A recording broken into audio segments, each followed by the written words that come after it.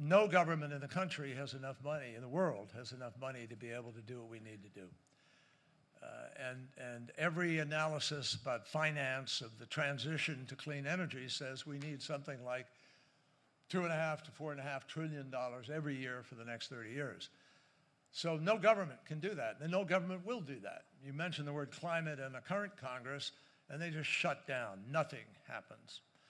And so we have to find a way. I was talking earlier, Sam, by the way, Jessica and Sam and Shyla, thank you. Thank you for Time Magazine bringing this community together.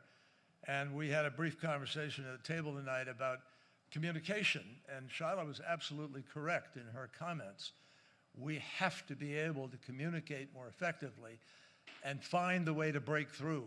The facts could not be more overwhelming, and it's critical for us to be able to communicate and build. I mean, you can't have a democracy if you don't have a foundation for truth, and we've lost the referees, and nobody knows what the facts are, and most of them are made up nowadays. So we have a hell of a challenge ahead of us, and that's how we're going to win. Now, I'm deeply grateful to be with the group that was here. Namonte, I've been down to Brazil a number of times. We're working on a whole new program to try to save the Amazon. We have major initiatives underway in so many different quarters, but nothing is as powerful as the words that you expressed here tonight, where indigenous folks all around the world are the ones who are the best protectors of land. And we thank you for standing up and being part of that. And Gabriela, thank you so much. I've had the pleasure of doing some work with then Prince Charles, now King, and his Sustainable Markets Initiative. And one of the members of that is Stella McCartney, who has brought people together to do exactly what you're doing. And it proves that every single person can do something.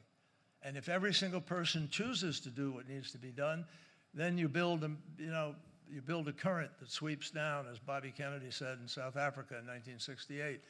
You can send a ripple of hope that crossing each other from a different million centers of energy and daring, build a current that will sweep down the mightiest walls of resistance and oppression. And we have a lot of resistance out there and some oppression. So we have our work cut out for us. And Robert Bullard, we're going to hear about your engagement. Jane, everybody knows about your engagement for years. Jane and I were together in Valley Forge in 1971 when we were both demonstrating against the war in Vietnam, a war I fought in. And, people didn't understand the definition of patriotism, and they only thought it fit in the people who supported bad policy.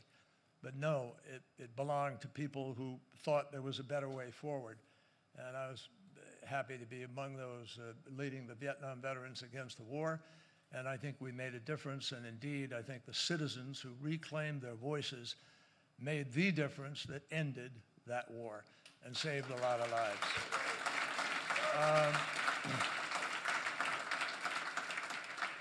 Well, let me just say quickly, because we're really supposed to be very brief, and I'm going to, as an ex-senator, I will attempt to do so.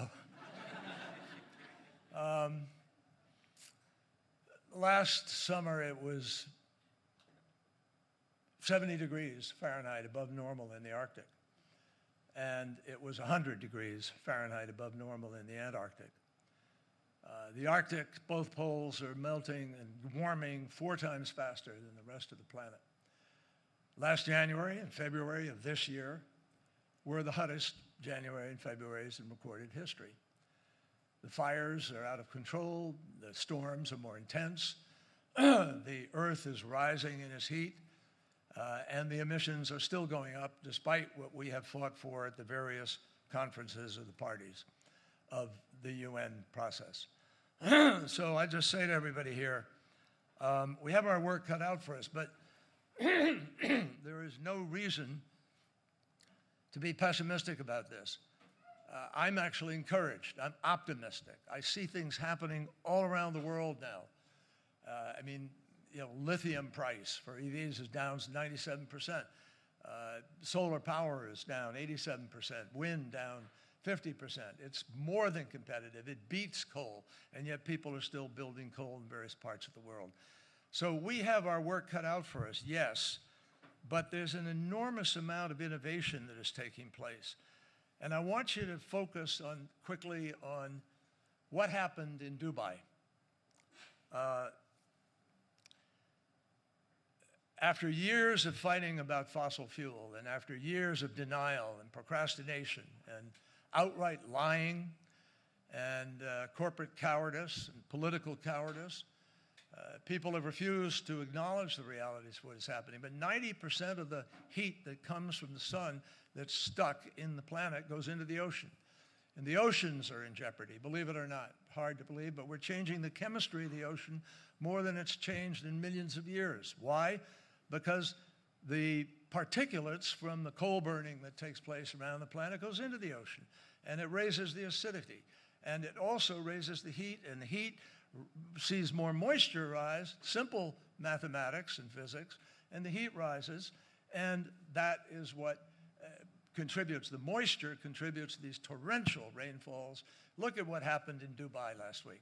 That's going to be the new norm, folks, and if we're content to simply be watching insurance companies pull out of insuring properties where they see that they're going to be damaged, and all we do is repay people to rebuild in those places without common sense, and refuse to do the simple things that have to be done to win the battle, which is either capture the emissions if you can, or don't make them in the first place. And we don't have to make them in the first place.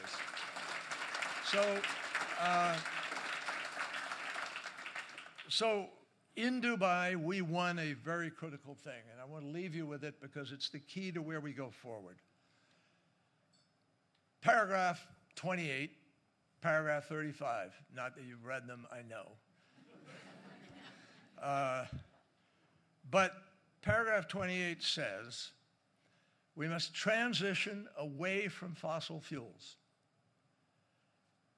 in a fair, orderly, and equitable manner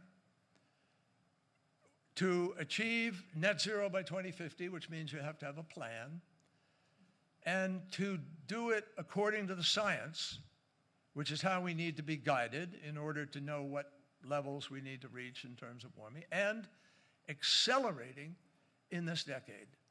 And why am I encouraged? Because for the first time we got China to come. We spent 4 days in sunny lands in California negotiating, and we got China to agree that they will now, for the first time ever, include all greenhouse gases in their predictions of what they're going to do in order to reduce emissions. They're building more renewables and deploying them than any other country in the world, all countries put together, which means their emissions are going to ultimately come down as they begin to phase out the coal, which they can do, as they begin to deploy the renewables. So when you look at what is happening with technology, with better electrolyzers, with the progress we've made on green hydrogen, the progress being made on batteries and battery storage, Germany is at 50% renewable today, and they're heading to 80%. And if an industrial country like Germany can do it, every industrial country can do it. It's a matter of willpower and leadership.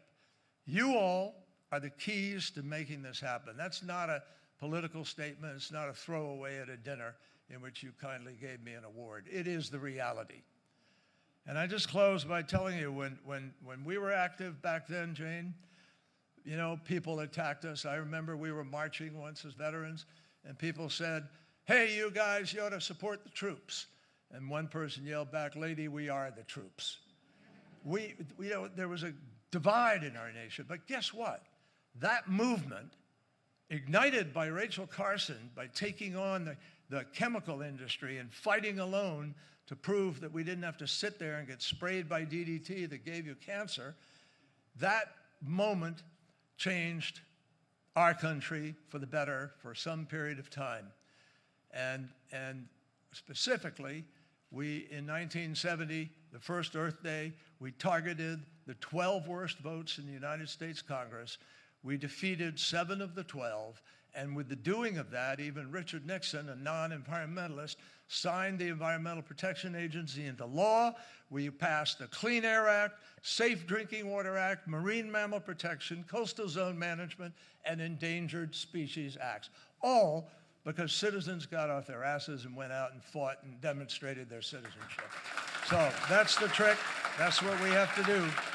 And we're depending on everybody to do that. Thank you. God bless.